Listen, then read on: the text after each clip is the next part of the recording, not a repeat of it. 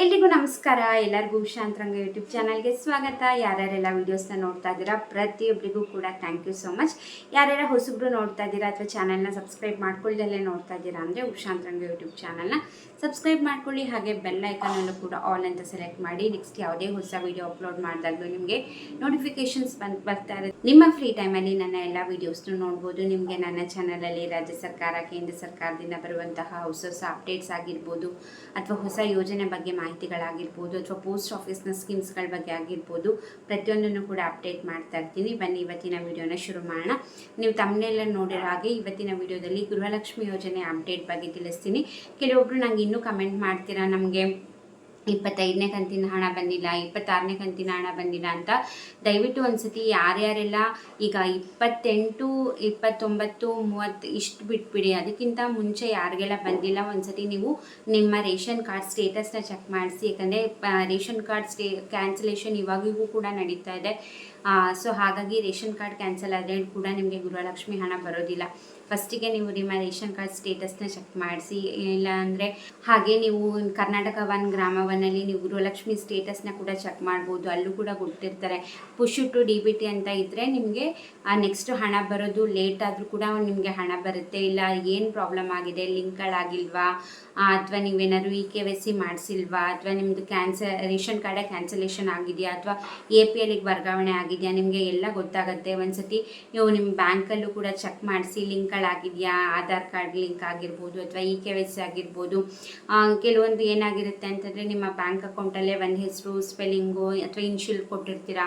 ನಿಮ್ಮ Aadhaar card, ration ಕಾರ್ಡಲ್ಲೇ ಬೇರೆ ಹೆಸರು ಅಥವಾ ಸ್ಪೆಲ್ಲಿಂಗ್ ಚೇಂಜಸ್ ಆಗಿರ್ಬೋದು, ಇನ್ಶಿಯಲ್ ಚೇಂಜಸ್ ಆಗಿರ್ಬೋದು. ಈ ಥರ ಮಿಸ್ಟೇಕ್ ಇದ್ದರೂ ಕೂಡ DBT ಮುಖಾಂತರ ಹಣ ಹಾಕ್ಲಿಕ್ಕೆ ಆಗೋದಿಲ್ಲ. ಸೊ ಹಾಗಾಗಿ ಇದನ್ನೆಲ್ಲ ಚೆಕ್ ಮಾಡ್ಕೊಳ್ಳಿ.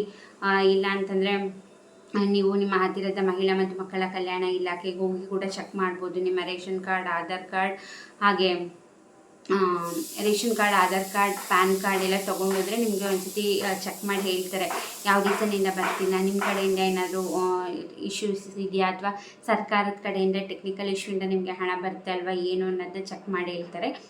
ಸೊ ಯಾರಿಗೆಲ್ಲ ಕಂಟಿನ್ಯೂಸ್ ಆಗಿ ಹಣ ಬಂದಿಲ್ಲ ದಯವಿಟ್ಟು ಹೋಗಿ ಚೆಕ್ ಮಾಡ್ಕೊಳ್ಳಿ. ಇನ್ನು ನೆಕ್ಸ್ಟ್ ಹೇಳೋದಾದರೆ ಮಾರ್ಚ್, ಏಪ್ರಿಲ್ ತಿಂಗಳು ಹಣ ಈಗ ರೀಸೆಂಟಾಗಿ ಲಕ್ಷ್ಮೀ ಹೆಬ್ಬಾಳ್ಕರ್ ಅವರೇ ಹೇಳಿರೋ ಪ್ರಕಾರ ಅವ್ರ ಕಡೆಯಿಂದನೇ ಇಶ್ಯೂ ಆಗಿದೆ. ಸೊ ಟೆಕ್ನಿಕಲ್ ಇಶ್ಯೂಯಿಂದ ನಮಗೆ ಹಣ ಜಮೆ ಮಾಡೋಕ್ಕಾಗ್ತಾ ಇಲ್ಲ ಅಂತ ಹೇಳಿದ್ದಾರೆ. ನಿಜ ಹೇಳಿದಾರೋ ಸುಳ್ಳು ಹೇಳಿದಾರೋ ಗೊತ್ತಿಲ್ಲ. ಯಾಕಂದರೆ ಎಲೆಕ್ಷನ್ ಟೈಮಲ್ಲಿ ಇವರಿಗೆ ಯಾವುದೇ ರೀತಿ ಪ್ರಾಬ್ಲಮ್ ಇರಲ್ಲ. ಇವಾಗ ಅವರಿಗೆ ಟೆಕ್ನಿಕಲ್ ಇಶ್ಯೂಸು ಎಲ್ಲದೂ ಕೂಡ ಬರುತ್ತೆ.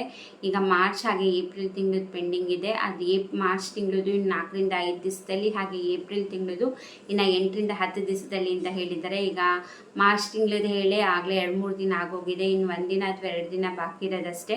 ಅಟ್ಲೀಸ್ಟ್ ಅವ್ರು ಹೇಳ್ದಂಗೆ ಮಾರ್ಚ್, ಏಪ್ರಿಲ್ ಎರಡೂ ಕೊಟ್ಟಿಲ್ಲ ಅಂದರೆ ಅಟ್ಲೀಸ್ಟ್ 1 ತಿಂಗಳದಾದರೂ ಕೊಟ್ಟರೆ ಜನಗಳಿಗೆ ಒಂದು ನಂಬಿಕೆ ಬರ್ಬೋದು. ಅಂದರೆ ಒಟ್ಟಿಗೆ ಅಂತೂ ಕೊಡೋದಿಲ್ಲ 4,000 ರೂಪಾಯಿ. ಒಂದು 15-20 ದಿವಸ ಗ್ಯಾಪ್ ಆದರೂ ಕೊಟ್ಬಿಟ್ಟೆ ಕೊಡೋದವರು. ಸೊ ಹಾಗಾಗಿ ಫಸ್ಟ್ ಮಾರ್ಚ್ ತಿಂಗಳದ್ದು ಎಲ್ಲರಿಗೂ ಕೂಡ ಕ್ಲಿಯರ್ ಮಾಡಿ ಏಪ್ರಿಲ್ ತಿಂಗಳದ್ದು ಕೊಡೋ ಸಾಧ್ಯತೆ ಇರುತ್ತೆ. ಒಟ್ಟಿಗೆ ಅಂತೂ ಕೊಡೋದಿಲ್ಲ. ಇನ್ನು ನೆಕ್ಸ್ಟ್ ಒಟ್ಟು ಟೋಟಲಾಗಿ 4 ಕಂತಿನ ಬಾಕಿ ಇರೋದು ಮಾರ್ಚ್ ಹಾಗೆ ಏಪ್ರಿಲ್ ತಿಂಗಳದ್ದು, ಹಾಗೆ ಕಳೆದ ವರ್ಷ ಫೆಬ್ರವರಿ ಹಾಗೆ ಮಾರ್ಚ್ ತಿಂಗಳದ್ದು. ಈಗ ಅವ್ರು ಸದ್ಯಕ್ಕೆ ಅಪ್ಡೇಟ್ ಕೊಟ್ಟಿರೋ ಪ್ರಕಾರ ಈಗ ಮಾರ್ಚ್, ಏಪ್ರಿಲ್ ತಿಂಗಳದ್ದು ಮಾತ್ರ ಅವ್ರು ಅಪ್ಡೇಟ್ನ ಕೊಟ್ಟಿರೋದು. ಜಮೆ ಮಾಡ್ತೀವಿ ಆದಷ್ಟು ಬೇಗ ಅಂದ್ಬಿಟ್ಟು. ಹೋದ ವರ್ಷ ಫೆಬ್ರವರಿ, ಮಾರ್ಚ್ ಅದ್ರ ಬಗ್ಗೆ ಯಾವುದೇ ರೀತಿ ಮಾತಾಡಿಲ್ಲ. ಜನಗಳು ಕೂಡ ಕೇಳಿದ್ರೇ ಅವರು ರೆಸ್ಪಾನ್ಸ್ ಮಾಡೋದು. ಮೀಡಿಯಾದವರಾಗಿರ್ಬೋದು, ಜನ ಕೇಳಿದರೆ ಮಾತ್ರ ಅವ್ರಿಗೂ ಕೂಡ ಕೊಡಬೇಕು ಅನ್ನೋ ಮನಸ್ಸು ಮಾಡೋದು. ನಾವುಗಳೇ ಕೇಳಿಲ್ಲ, ಮೀಡಿಯಾದವ್ರು ಕೇಳಿಲ್ಲ ಅಂತಂದರೆ ಅವ್ರಿಗೂ ಅದೇ ಬೇಕಿರುತ್ತೆ. 2 ತಿಂಗಳು ಮಿಸ್ ಆಯಿತು ಅಂತಂದರೆ ಅವರಿಗೆ ಎಷ್ಟು ಕೋಟಿ ಹಣ ಉಳಿಯುತ್ತಲ್ವ. ಸೊ ಹಾಗಾಗಿ ಜನಗಳು ಕೂಡ ಕೇಳಬೇಕು, ಮೀಡಿಯಾದವರು ಕೇಳಬೇಕು, ಆವಾಗಲೇ ಅಲ್ಲಿಂದ ಉತ್ತರ ಬರೋವಂಥದ್ದು. ಸೊ ಹಾಗಾಗಿ ಎಲ್ಲರೂ ಕೂಡ ಕಮೆಂಟ್ ಮಾಡಿ, ಆವಾಗ ಅವ್ರಿಗೂ ಕೂಡ ರೀಚ್ ಆಗುತ್ತೆ. ಇನ್ನು 1 ಅಥವಾ 2 ದಿವಸದಲ್ಲಿ ಮಾರ್ಚ್ ತಿಂಗಳ ಹಣ ಜಮೆ ಆಗೋ ಸಾಧ್ಯತೆ ಇರುತ್ತೆ. ಅವ್ರು ಹೇಳಿರೋದನ್ನು ನಾನು ಹೇಳ್ತಾ ಇದ್ದೀನಿ ಅಷ್ಟೇ. ಮತ್ತು ಫೇಕ್ ನ್ಯೂಸು ಅದು ಇದು ಅಂತ ಕಮೆಂಟ್ ಮಾಡಿಬಿಡಿ. ಹೋಪ್ಫುಲಿ 2 ತಿಂಗಳದ್ದು ಇಲ್ಲ ಅಂದರೂ 1 ತಿಂಗಳದಾದರೂ ಹಾಕೋದೇ ಚೆನ್ನಾಗಿ ಅಂತ ಅನಿಸುತ್ತೆ. ನೋಡೋಣ ಏನಾಗುತ್ತೆ ಏನು ಅಂತ. ಅಪ್ಡೇಟ್ ಬಂದರೆ ಖಂಡಿತ ನಾನು ಅದ್ರ ಬಗ್ಗೆ ಕೂಡ ನಿಮಗೆ ವಿಡಿಯೋ ಮಾಡಿ ತಿಳಿಸ್ತೀನಿ. ಐ ಹೋಪ್ ವಿಡಿಯೋದಿಂದ ಇನ್ಫಾರ್ಮೇಷನ್ ಸಿಕ್ತು ಅಂದ್ಕೊಂಡಿದ್ದೀನಿ. ವಿಡಿಯೋ ಇಷ್ಟ ಆದರೆ ಲೈಕ್ ಮಾಡಿ, ಶೇರ್ ಮಾಡಿ, ಸಬ್ಸ್ಕ್ರೈಬ್ ಮಾಡ್ಕೊಳ್ಳೋದನ್ನ ಮರಿಬೇಡಿ. ಇಷ್ಟೊಂದು ವಿಡಿಯೋ ನೋಡಿದ್ದಕ್ಕೆ ಥ್ಯಾಂಕ್ ಯು ಸೊ ಮಚ್. ನಮಸ್ಕಾರ.